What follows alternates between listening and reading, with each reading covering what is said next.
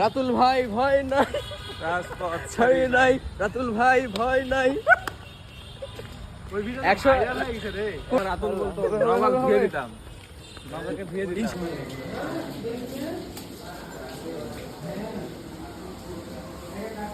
রাতুল ভাই আমার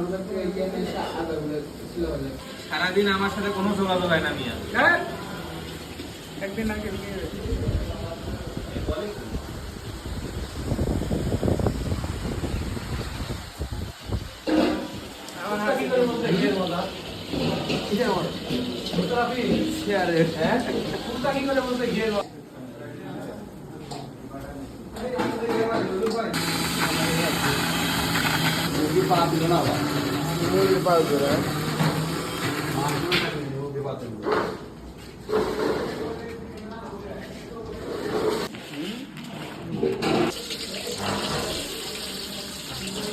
নেমা তুমি কোথায় থাকো?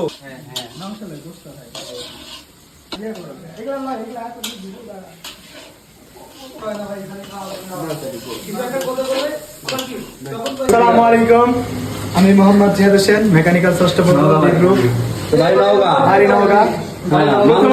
প্রথমেই আমার গ্রুপের যে সকল ভাইয়েরা আছে, যে সকল সহপাঠীরা রয়েছে, তাদের অকাল মৃত্যুতে আমরা খুবই শোকাহত এবং তাদের যেই মৃত্যু, অকাল মৃত্যু, এটা উপলক্ষে পিকনিকের আয়োজন করছি। পিকনিক না, এটা মূলত মিলাদ, একটা মিলাদ মাহফিলের আয়োজন করছি। তো অকাল মৃত্যু হওয়ার পরও যে সকল ভাইয়েরা একটু বেঁচে আছেন তাদের বলতে চাই, ভাই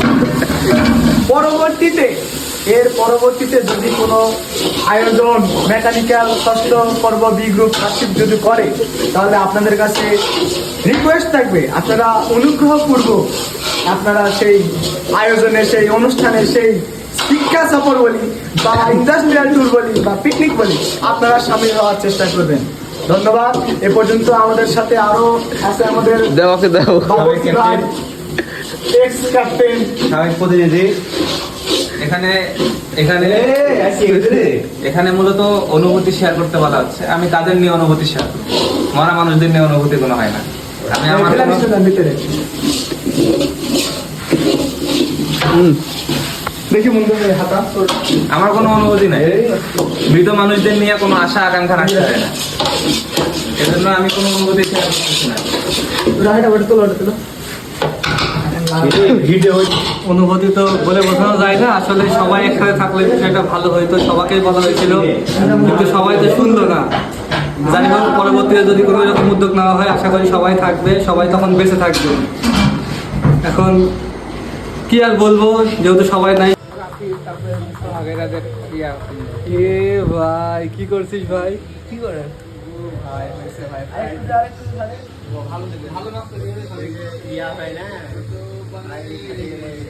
আমি বলবো স্যার খান কম করে দিয়ে এই কথা বলে দিব।